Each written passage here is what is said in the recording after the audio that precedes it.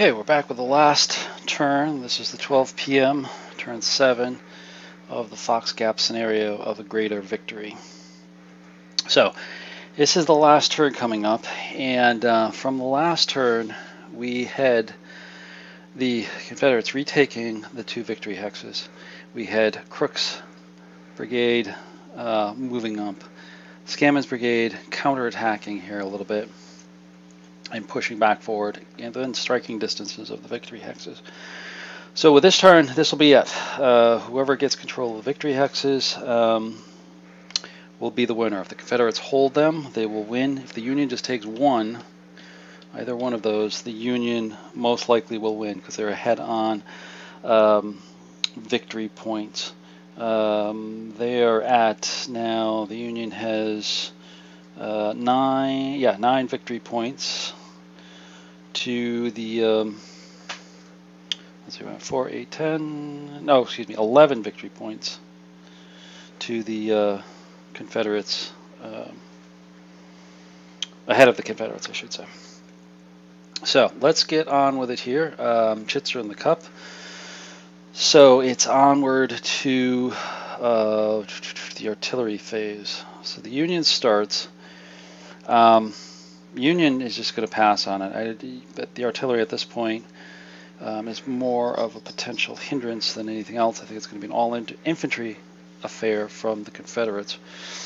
We do have Lane and Pelham's guns up here, which do have a chance of attack. I think we'll start off with Pelham taking a shot at the 11th Ohio, just once it just broke through the Stonewall hex, defeating the 13th North Carolina. So Pelham is on the 1. He is a smoothbore. He will stay on the 1. And I don't see any column shifts, so it's on the 1, and the 11th Ohio is unsupported, so the 3. So you need to roll high. 46 gets a 0 to 2, not enough. So that was a miss.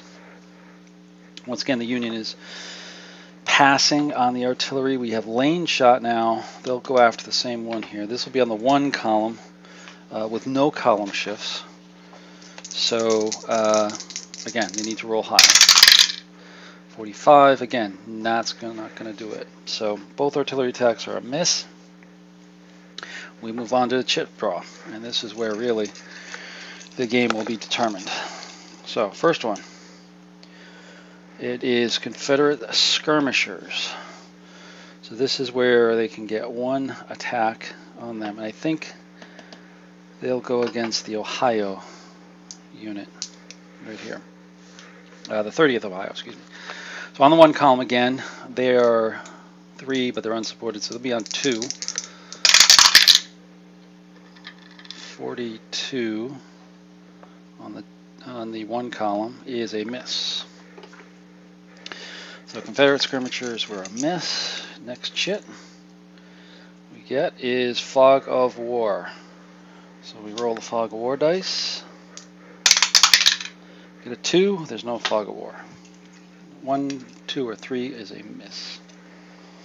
Next, Cox. Okay, the Union gets to attack first. Let's see if he can activate anybody. He does. So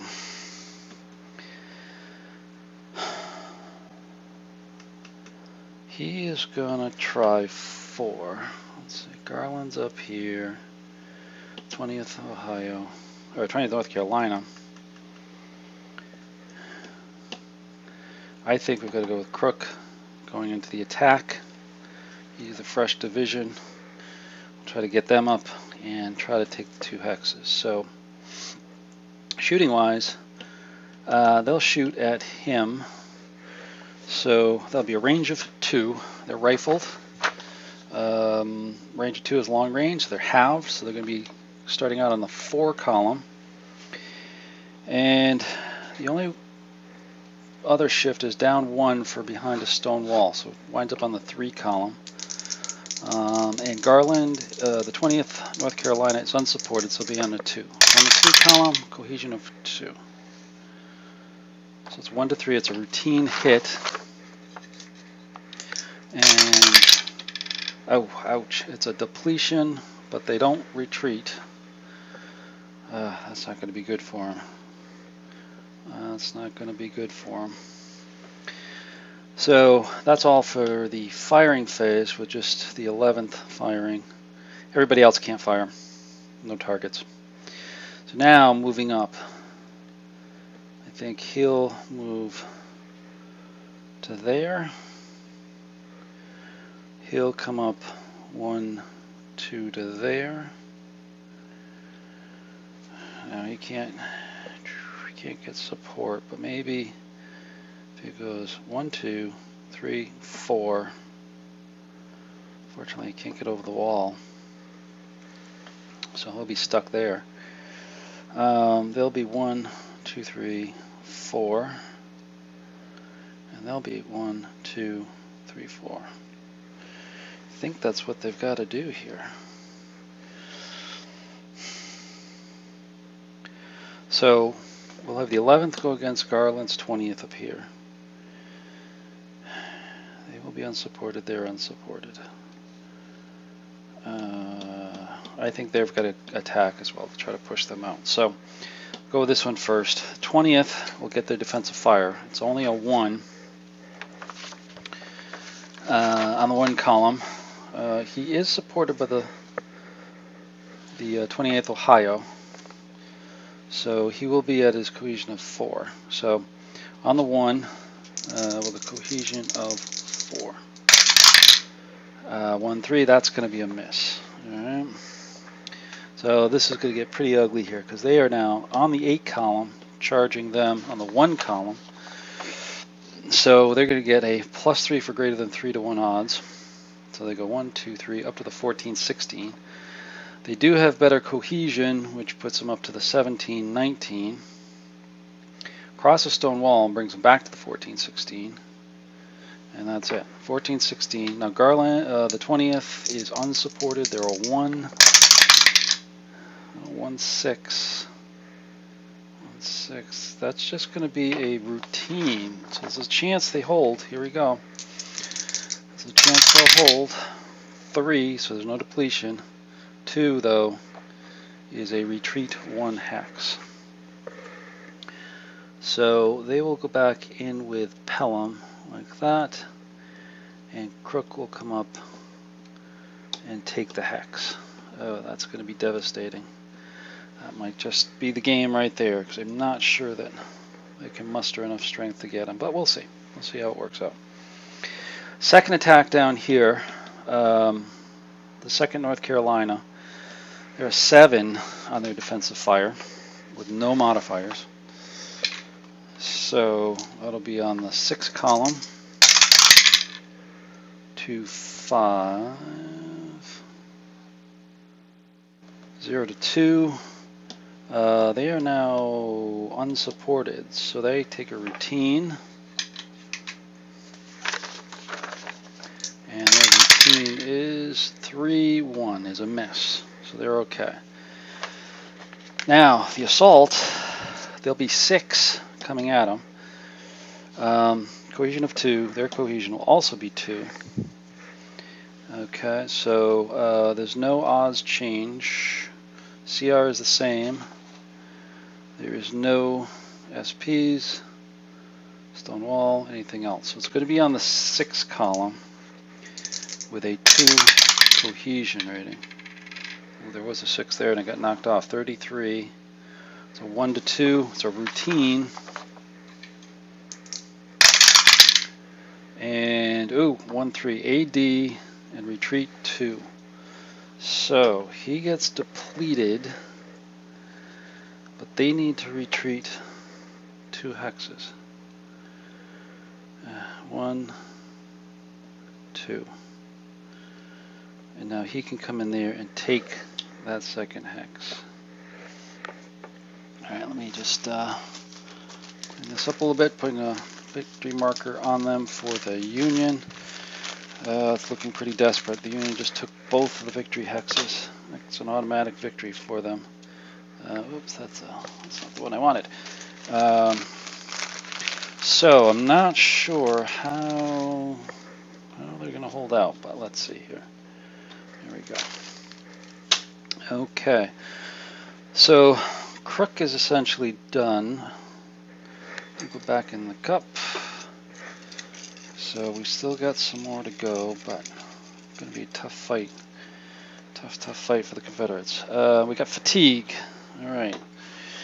So this is where you get to place a marker on one unit. I think it's got to go on the 11th Ohio. That'll help out a little bit to the counterattack. Next, we get a charge. Ooh. Oh. They could actually charge, but charge. I think they're going to hold it for the moment,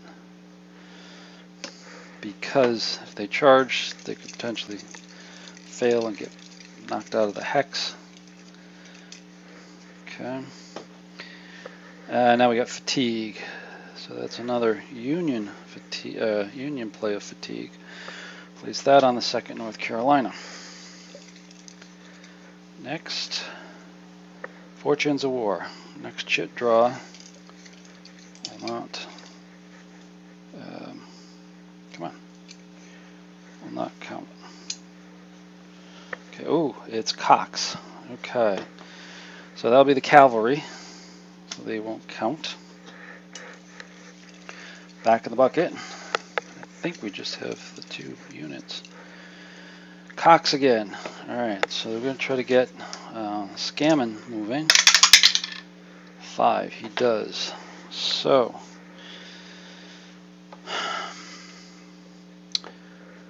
Scammon can't do much.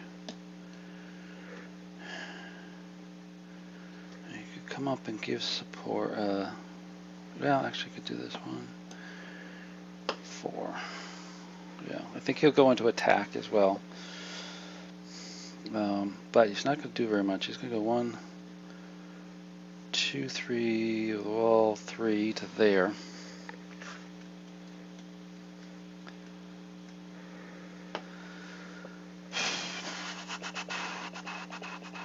Well, he could assault them. That might be interesting. So he'll come up 1, 2, 4 to there. He'll provide support to him. 1. Yeah, I think I'll just reinforce 1, 2, 3 to there. Okay, so we will have an assault against the 20th North Carolina. Now with this, we've got a couple things going on here. For defensive fire, we do have Pelham's artillery. They'll be bumped up by 1/2 to 1.5. So we've got 2.5.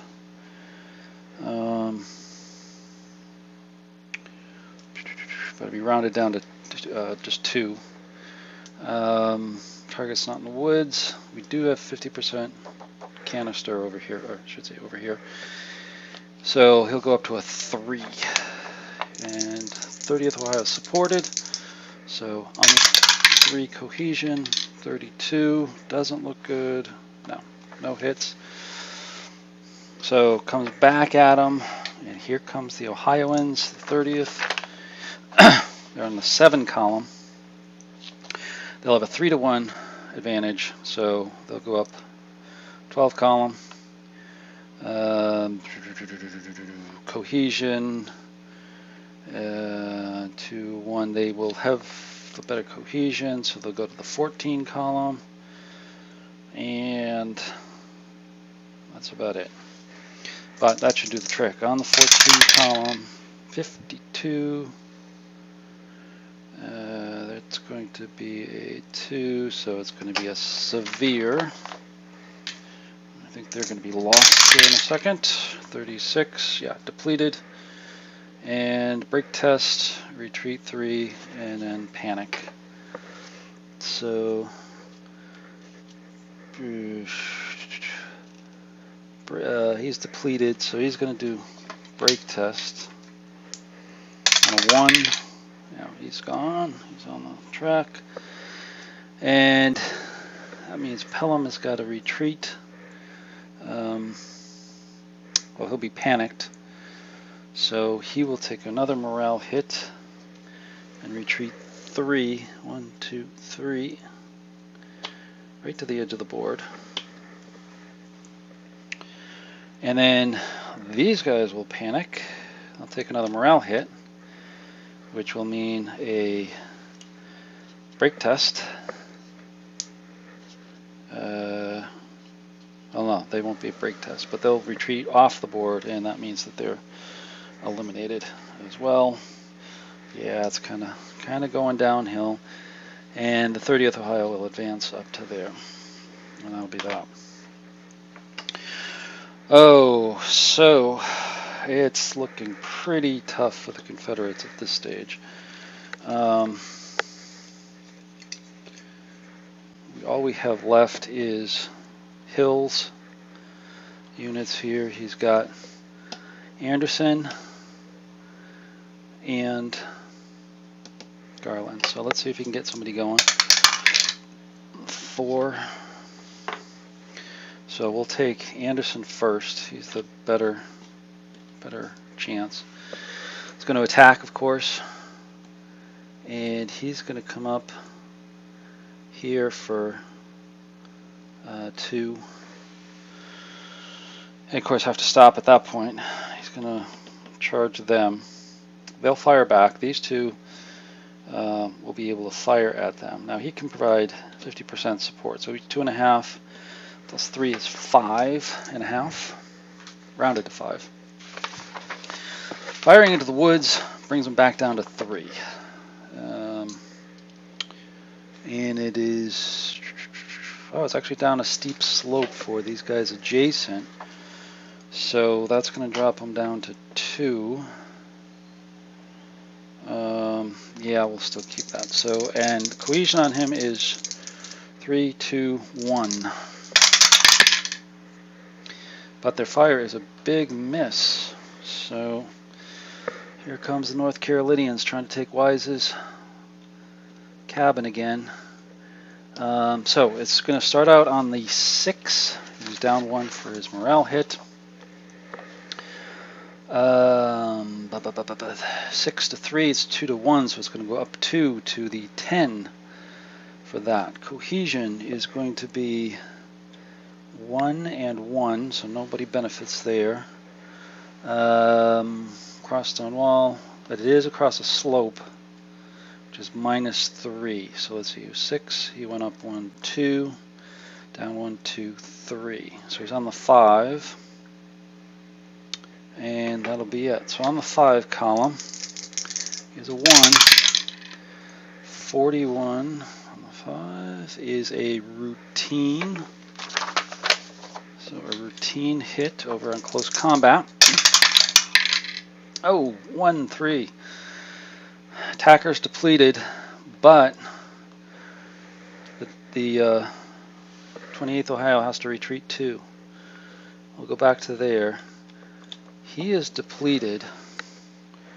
Now he can advance and recapture the Wise House. So interesting. So now it's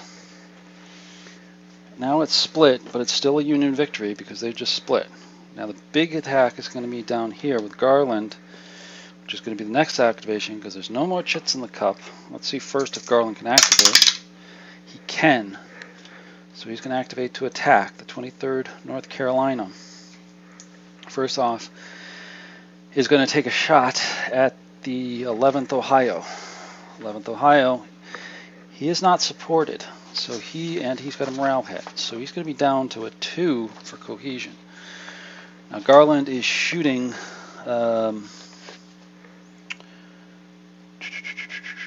he's shooting on a 4 here. And he's rifled, and he's next to him, so there's no modifiers there. But he's not going against woods. He is going across a slope hex.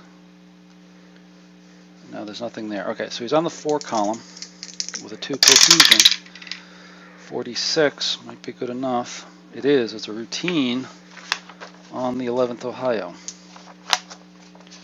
So routine hit over here. Ooh, 56. Depletion and a morale hit, retreat 2. Here they come. So morale, depletion, plus a morale hit, plus a retreat 2. 1, 2. Wow. Alright.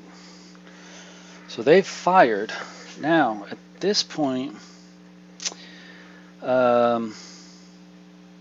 they can move. Now, he can move into here, but he is going to get defensive fire from the 30th Ohio as he does, because he's going to be able to move 1, 2 into there. So he effectively takes the hex back, but now suffers defensive fire from him from moving from one engaged hex to another. So the opportunity fire is, they're going to start on the 7, or disengagement fire, excuse me, disengagement fire. But they're halved for disengagement fire to 3.5. That's where they're going to stay. So on 3.5, unsupported North Carolina is on 2. They get a 1-6. Ooh, it's a miss. So they are missed. They can stop right there, and I've now taken the hex back. There's not much that the Ohioans can do yet. Garland takes the hex. Now, is he going to try to charge? And here's the question for that, because here's the issue. The Union will have one more attempt. Why? They hold this chit. So the question is, does he want to try to push somebody away? Obviously his choices is this one up here. Or do they want to sit there and try to take the charge? Now the charge is not automatic. They've got to roll the dice and get a 1 through 4 to make it happen.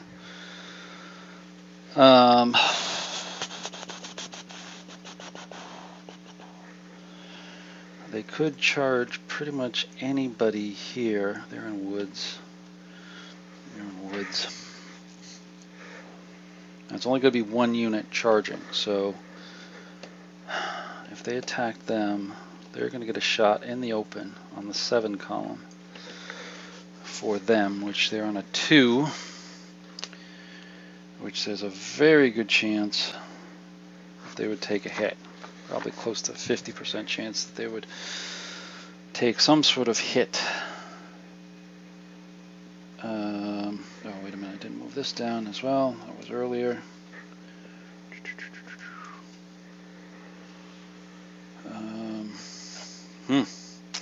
Right down to the last. If they charge him, push him back, then the other guys will have a charge. Would have to charge, and that would be tough. If they take a hit on close combat, they could fall out of there. But if they do, actually if they do, they'd be okay, because the charge only works against units that are next to each other. So actually they're going to take the chance and attack the Ohioans up here in this hex. So they're going to, or do they go against them? Because they'll only be 4, 1, 4, 4. Oops, oop. Got a cohesion of 1, and they're going to be firing on the 4 column. They could move out, and then they would have to charge. They wouldn't be able to charge into that hex. Okay, a little bit tricky here. 23rd North Carolina is not going to go after them. Too high risk with the defensive fire, but they will go after the 12th Ohio. And the reason for that is 12th Ohio has lesser firepower. So the defensive fire is going to be 5 minus 1 is 4. And then there'll be nothing else. So on the 4 column, the cohesion for the North Carolinians is 2. 26 on the 4 column is a miss. That is a miss. And I'm glad I did that, because if I went for the other ones, they would have got a routine. So half of this is working out so far for them. Now the 23rd's into that hex. So it starts on the 4 column. It's a 1-to-1 attack. Cohesions are 2 in the woods to a 1, so they get a cohesion boost to 5. Those are rifles against rifles. No stone wall, no higher. No. So it's on the 5 column. 51. 2 to 4 is going to be a, oops, they're a 1 though, aren't they? 51. So this is going to be a tough check on the Ohio, 12th Ohio. That's this one here. 42. I get a D and a retreat 2. So he has to flip over and now must retreat 2 hexes. Now this is where it's going to get tricky, because his only path of retreat away from the attacking unit is going to be this way, right into Anderson's troops. I think he's got to go. Well, they can't go over a steep slope as well. That's a no-no. So they've got to go this way. So they go there, and now they're going to suffer defensive. Well, they're not going to suffer defensive fire, not on the first hex, but now on this hex they're going to get defensive fire from them. So they are 4, but they've got a morale hit down to 3.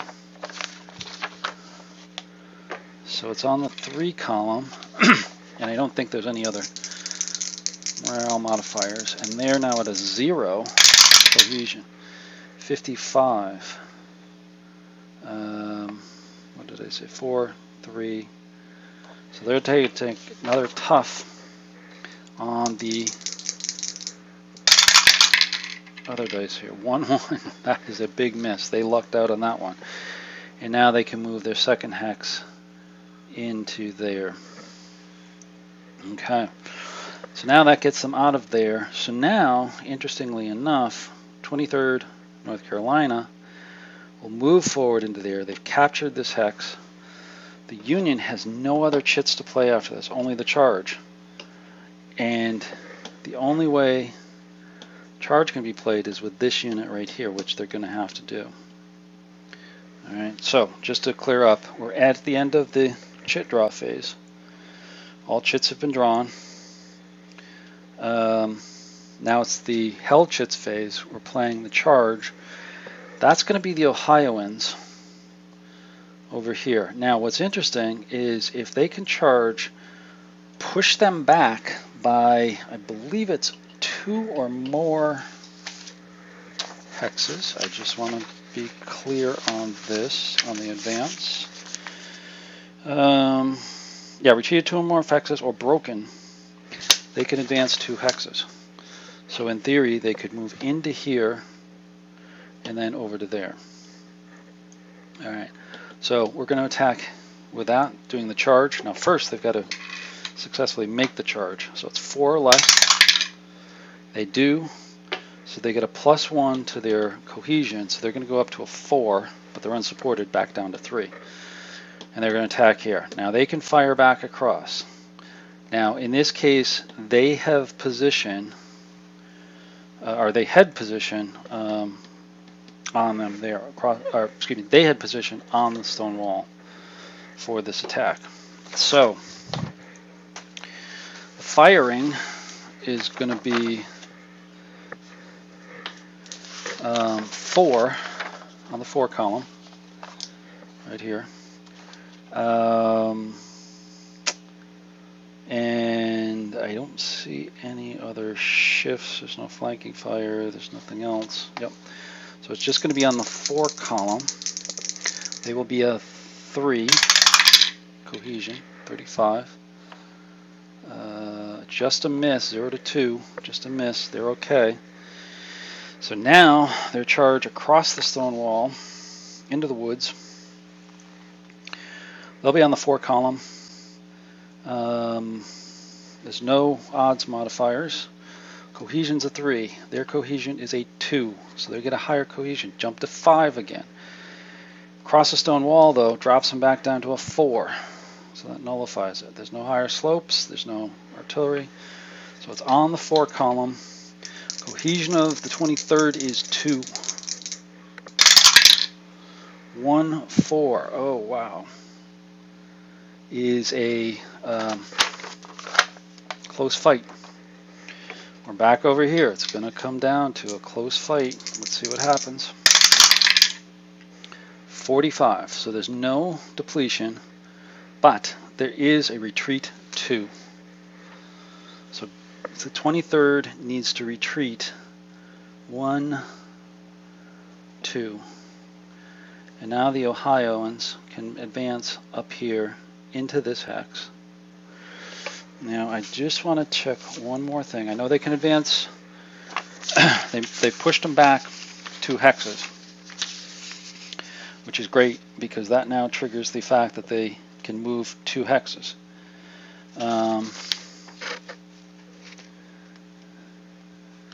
So once they've moved in there, it's not subject to opportunity fire. That's great.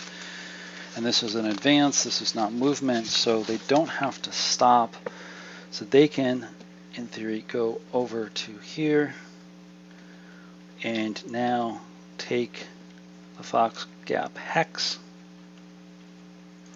effectively giving the Union player a win. Wow. That was quite a fight. Really quite impressive results there in terms of back and forth. The Confederates, handicapped by some early dice rolling, disc pulls, chit pulls, I should say, and really having a little bit of difficulty coordinating a defense. But in the end, they did muster something there and did make it look like they could win it. But in the end, both hexes were split. One for the Union, one for the Confederate. So it comes down to the victory count. So we've got 2, 6, 10, 12, 13, 15, 19 for the Union, 5 for the Confederate. So it goes back to 14. So in the end, the Union takes the victory by splitting the hexes and scoring 14 victory points, which gives them the victory. Just saying, yeah, it gives them the victory. There's no breakdown of major or minor. So there we have it. Wow, Fox's Gap, Battle for Stone Mountain, as a part of the greater victory from Revolution Games. Thank you very much for Steve Carey for including me as part of the playtest for this. It was exciting. These playtests have been very interesting, very useful on here, and this playthrough for the anniversary, 160th anniversary, was a great way to get me back into the framework of South Mountain and the battle and what it meant to the Antietam campaign. And thank you to the Revolution Games folks, Roger and Richard, for including me as part of the playtest. A lot of fun. Look forward to more of these coming out. Hopefully this will be out soon. Really, it's going to be a fun game for you. You've probably seen a lot of the artwork out there already. The maps are great. They really look really nice with the new generation of map makers out there. And Edmund has done a really good job kind of continuing the tradition. And I think improving a little bit too, upon what Rick Barber had done before this. So it's really good. The units, again, high quality, good stuff here, particularly the playtest versions that I'm working with here as well. And I look forward to the real game coming out here, hopefully very soon. And as you can see, it's a quick play. All these turns have been about a half an hour with me kind of deliberating here and there on everything. This was 7 turns, so we're looking at about 3.5 hours for the whole thing. Very easy to play. You can see it's a pretty short map, it's a pretty small map. Actually, just do one last raising of the camera, if you excuse the wobbliness of this, and you can get a sense of just what this looks like from a higher level here as well. Change that back. There we go. So there you can see we're using roughly about half the map, or a quarter of the map down here for the play, but you can see some of the other heights up here as part of the northern edge, and of course the actual South Mountain Turner Gap up here as well, and the National Road you can see all the way down there as well. So once again, thanks for this. Hope you enjoyed this for the 160th anniversary of South Mountain. Stay tuned. I'll be moving along pretty quickly with the next 160th. You can probably guess what that battle is going to be. I'm actually going to be setting that up very quickly to get started with it, because it's going to take a little bit of time. I'll leave you to guessing as to which game we'll actually be playing Antietam. I have a few out there, but I will leave you guessing for the moment with that, and hopefully get that up for its 160th anniversary just a few days after this one. So hope everyone has a good day. Thank you very much.